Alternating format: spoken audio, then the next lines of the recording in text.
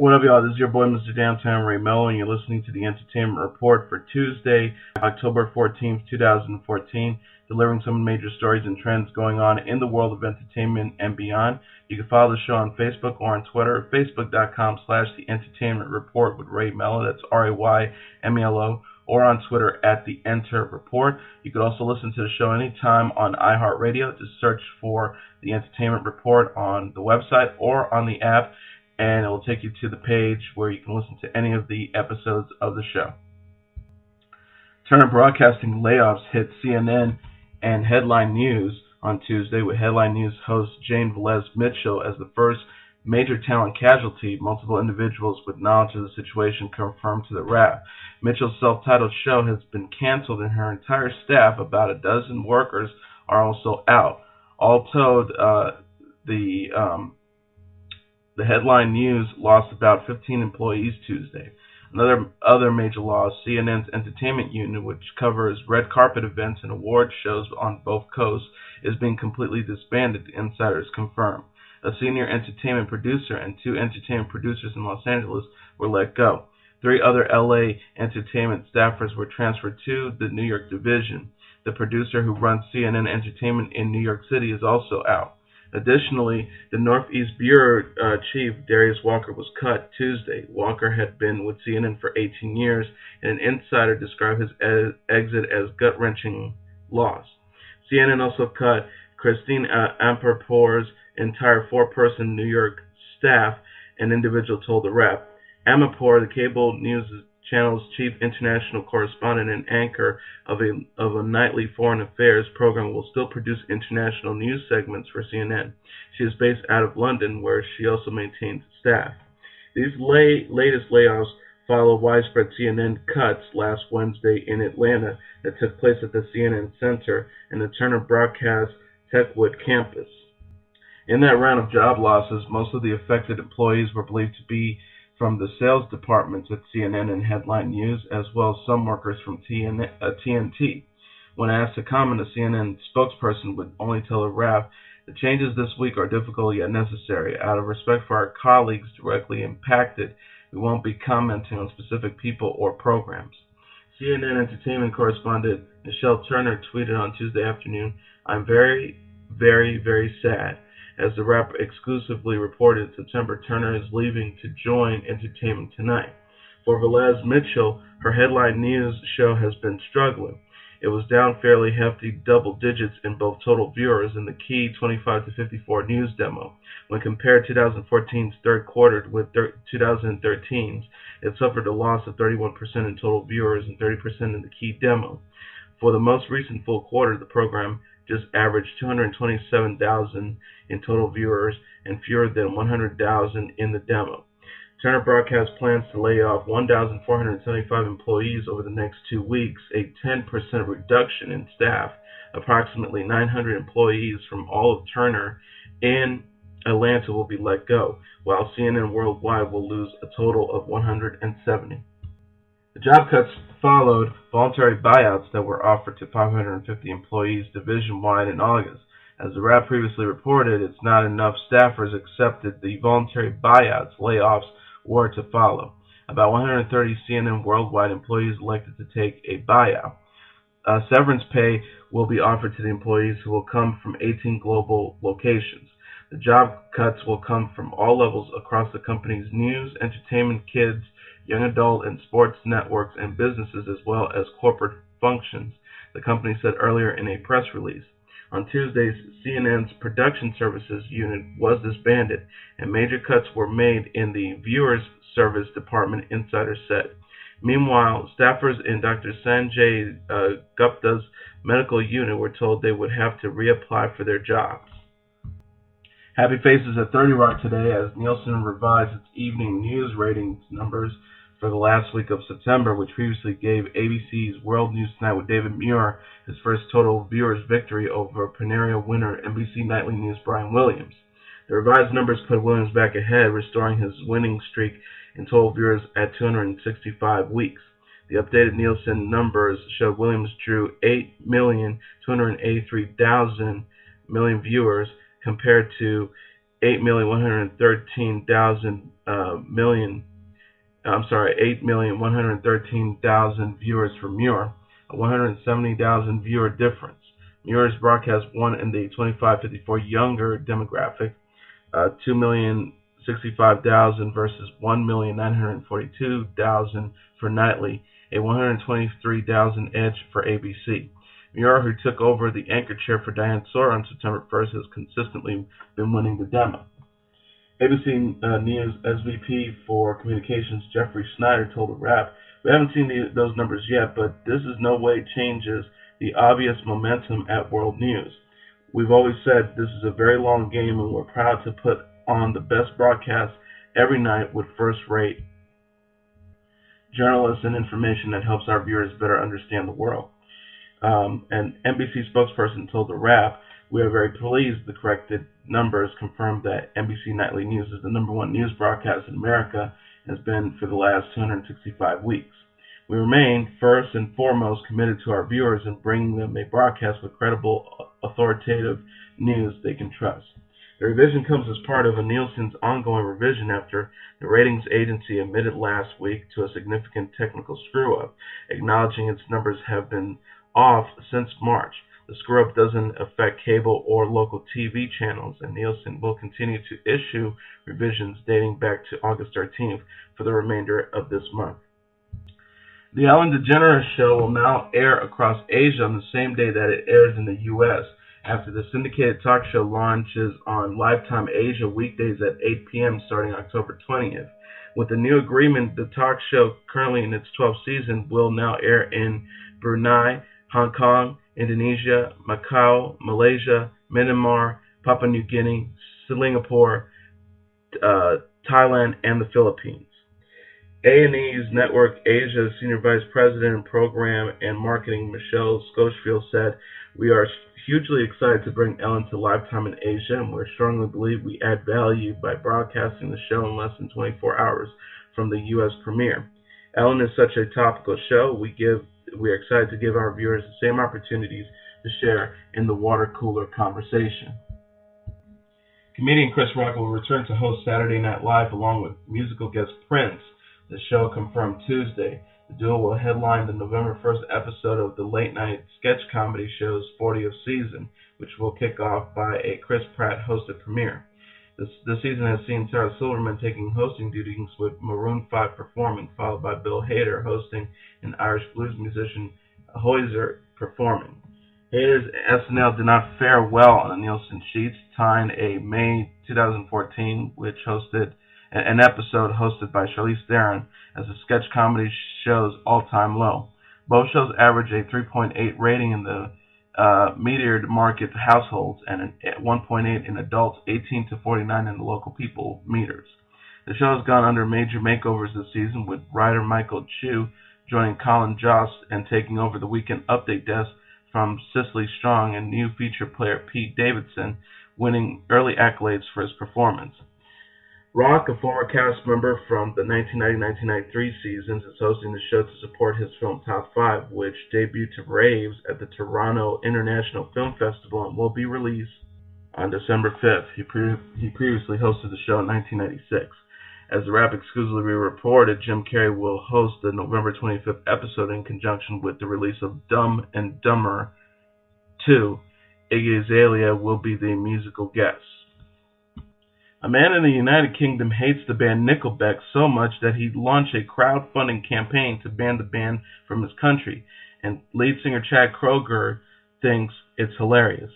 Kroeger told Pulse on the radio, "I love it. More controversy that surrounds either myself, my personal life, the band, whatever. I think it's hilarious." The rock band behind hit singles like Photograph and Rockstar is gearing up to release their 8th studio album, No Fixed Address, on November 3rd. Kroeger credits the band's biggest haters like Don't Let Nickelback campaign manager Craig Mandel for making their careers last so long. Kroeger said, "If they had stopped running all this stuff about us, there would be no controversy left in the band, and we probably would have died out years ago. They don't know that they're still responsible for us being around today." Mandel says his campaign is actually raising money for charity, but has only managed to collect $288. It is possible that Kroeger's endorsement will change that. Mandel wrote in an update on the Tilt fundraiser, Chad Kroeger has responded to this campaign saying he loves it. We therefore expect all Nickelback fans to immediately contribute as it will make him very happy. If you don't support our efforts to ban Nickelback, you'll be going against Nickelback. Is that what you want? While the campaign is likely humorous to anybody who has changed the radio station when a Nickelback song starts to play, it also seems like a terrible investment. Kroeger said, I hope the money goes to charity and not in this guy's pockets. Pop star Kesha filed a lawsuit Tuesday against her longtime producer Dr. Luke, in which she claims he sexually assaulted her. Dr. Luke, whose real name is Lucas Goodwall, is now countersuing the 27-year-old musician, accusing her of extortion. Dr. Luke's attorney, Christine LaPera, told the Wrap in a statement, Kesha's lawsuit is nothing more than a continuation of her bad and offensive acts. We are confident that Dr. Luke will prevail in all matters and that our client will be awarded substantial damages for this malicious conduct. According to the lawsuit by the Wrap, Kesha states in her suit that Dr. Luke abused her starting when she was 18 years old. The singer alleges that before boarding a plane, she was forced to, quote, snort something which led to Dr. Luke forcing himself on her while she was drugged. On another occasion, Kesha said Dr. Luke gave her sober pills after forcing her to drink with him. She claimed she woke up the next day naked in the producer's bed, sore, sick, and unable to remember how she got there. Kesha also alleges that Dr. Luke physically abused her, citing a time he attacked her at his Malibu home, quote, violently trashing his arms at her. According to the suit, Kesha escaped by running down the Pacific Coast Highway and hiding in the nearby mountains. Dr. Luke and his lawyer rejected Kesha's accusations in a suit filed just hours later, saying the singer and her mother are trying to extort him into releasing her from an exclusive recording contract. LaPera told the Wrap, Kesha and her mother are engaged in a campaign of publishing outrageous and untrue statements about Dr. Luke to third parties, including circulars and false statements of purported physical and mental abuse of Kesha. These are allegations that Kesha and Phoebe Sherbert have themselves admitted are false. She also added, undoubtedly, Kesha's lawsuit is nothing more than a continuation of her bad and offensive acts. Kesha's attorney, Mark Gregos, responded to Dr. Luke's complaint in a statement to the Wrap, saying, this is just another pathetic and entirely predictable example of Dr. Luke's continued abuse and a misguided attempt to keep Kesha under his tyrannical control. This lawsuit has absolutely no basis in fact, the law, or reality. Kesha is forced on reclaiming her voice and her freedom. She is determined to move on with her life and her career by putting this dark period behind her. Out of the Woods, Taylor Swift's second single off her upcoming album 1989, soared to the top of the iTunes charts on Tuesday. The synth-loaded pop song was co-written by Jack Antonoff, member of the band Fun, and current boyfriend of Girls creator and star Lena Dunham. Swift's other current single, Shake It Off, currently sits in the number 2 spot on iTunes after becoming the number 1 song on the Billboard Hot 100 for 2 weeks. Swift wrote on her Instagram page with the screen cap of her 2 tracks on top of the iTunes list, how am I supposed to handle this? Out of the Woods was released to the public at midnight, with many assuming the lyrics of the song have to do with Swift's relationship with One Direction member Harry Styles. She has not confirmed those claims. The 24-year-old singer did tell Rolling Stone magazine that the lyrics, quote, remember when you hit the brakes too soon, 20 stitches in the hospital room, was inspired by a real-life snowmobile accident she and an ex were involved in. The incident was never reported on in the media, however. Swift said, you know what I found works even better than an NDA, looking someone in the eye and saying, please don't tell anyone about this. Her album, 1989, is due out on October 27th. Uma Thurman's ex-husband, Arpad Busson, has just sued the actress for custody of their 2-year-old daughter, Rosalind. Multiple outlets reported that the French financier filed an emergency order in New York Supreme Court earlier Tuesday morning. However, the papers are sealed. Specifics regarding his filing are unknown currently, and his attorney declined to comment on the matter. The Pulp Fiction star dated Busson on and off since 2007, but the two ended their engagement in April of this year. Thurman and Busson welcomed their baby daughter Rosalind Arushka Arkadina Altalune Florence Thurman Busson, Luna for short, back in July 2012. During an interview with Jimmy Fallon, the Kill Bill actress credited her elder daughter for coming up with the lengthy, unique name.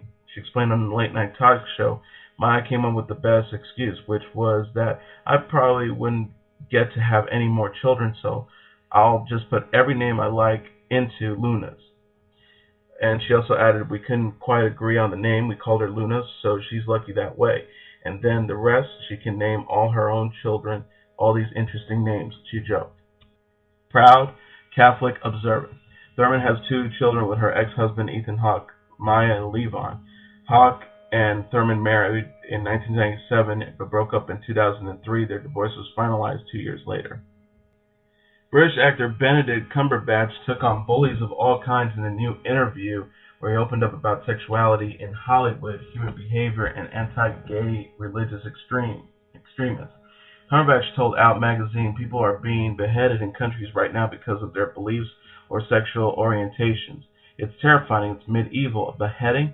I take up arms against someone who was telling me I had to believe in what they believe, or they would kill me. I would fight them. I would fight them to the death. I believe the older you get, you have an idea of what's right or wrong. You can't have unilateral tolerance. You have to have a point of where you go. Well, religious fundamentalism is wrong, he went on to say. The controversial topic was hit on while discussing upcoming film The Imitation Game, in which the British actor plays gay mathematician Alan Turing, who broke the Enigma code using the Nazis during World War II. The hero was later persecuted for being a homosexual, a criminal offense in 1950s England. He died after receiving court-ordered castration treatment instead of serving jail time, and was later pardoned by the Queen in 2013. Cumberbatch explained, it's an insult for anybody of authority or standing to sign off on him turning with their approval and say, oh, he's forgiven. The only person who should be doing the forgiving is Turning, and he can't because we've killed him. And it makes me really angry. It makes me very angry. Along with discussing the violent lengths he would resort to in response to the religious extremism and the torturous treatment gays face from governments around the world, Cumberbatch talked about his feelings on present-day actors being openly gay, saying, if you think you're going to sell yourself as a leading man in Hollywood to say, I'm gay, sadly, it's a huge obstacle.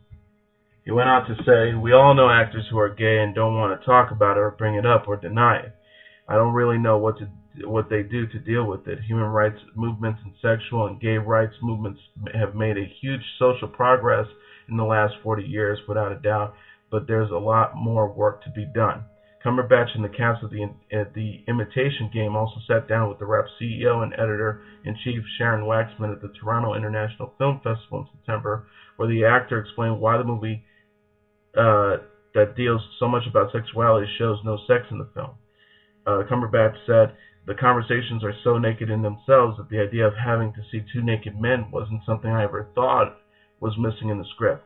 The Imitation Game is due out in theaters nationwide on Friday, November 21st.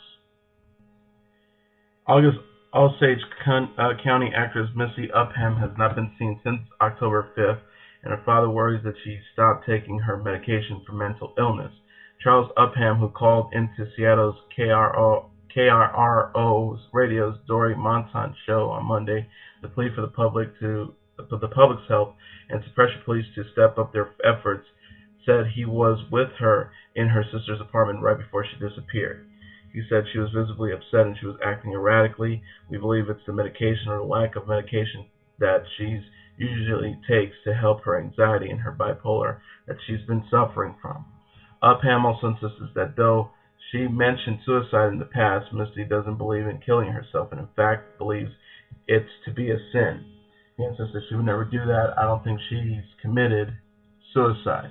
I'm not fearful of that.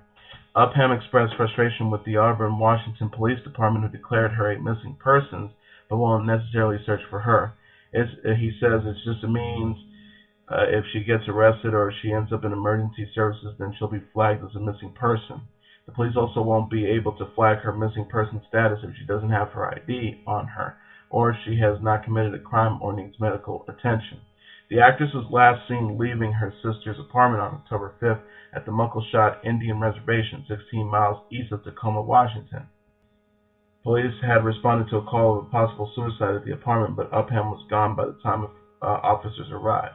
Upham added, "I think there's still time that we can find her if we get people out there helping us who know what to look for." A Native American actress, Misty Upham, a Blackfoot, played housekeeper Joanna Monibata in August Osage County and was nominated for an Independent Spirit Award for Best Supporting Female for Frozen River. She also appeared with Benicio del Toro in last year's Jimmy P. The Auburn Police Department has not yet responded to the rap's request for comment. And that is your entertainment report for Tuesday, October 14, 2014. I'm your host, Mr. Downtown Ray Mello. I'll be back tomorrow delivering some of the major stories and trends going on in the world of entertainment and beyond. You can follow the show on Facebook or on Twitter, facebook.com/The Entertainment Report with Ray Mello. That's RAYMELO. Or on Twitter @The Enter Report. You could also listen to the show anytime, anywhere on iHeartRadio. Just search for The Entertainment Report and it will take you to the page where you can listen to this episode and any past episodes of the program anytime, any place, anywhere in your own leisure. Have a great day, everybody. I'll see you tomorrow. Bye.